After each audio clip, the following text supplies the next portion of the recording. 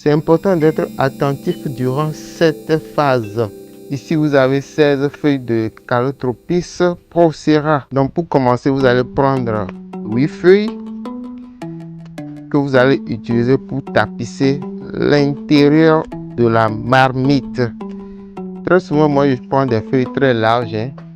Quand les feuilles sont larges, vous aurez une grande quantité de poudre.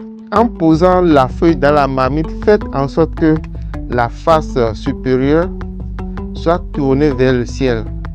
Donc voilà, la face supérieure, c'est souvent la partie la plus verte et la face inférieure est la partie la moins verte. C'est la partie où on voit souvent ce qu'on peut appeler les veines de la plante ou plutôt les veines de la feuille. Cette partie que l'on appelle abaciale doit être en contact avec la marmite. Donc je vais faire ça, vous allez voir. Donc voilà, je vais déposer les 8 feuilles à l'intérieur. Là ça fait 1, 2, 3, 4,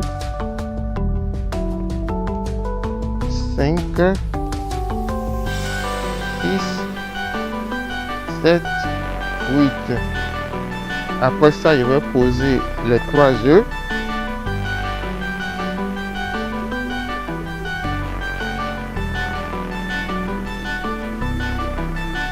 Après avoir posé les 3 œufs, je dépose la gousse de piment de Guinée. Voilà. Maintenant, je vais recouvrir la préparation. Cette fois-ci, la face supérieure doit être en contact avec la préparation. Et la face inférieure doit faire face au ciel. Je vais donc déposer 8 feuilles pour recouvrir la préparation. Là, ça fait 1, 2, 3, 4,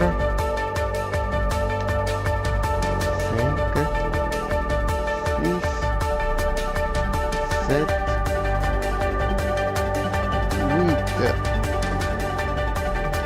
Donc voilà, c'est bon. Après cette étape, on dépose la préparation au feu. Il faut obligatoirement fermer la marmite. Donc voilà, je ferme ça. Mais ça ne suffit pas. Vous devez déposer sur le couvercle un support bien un objet très lourd.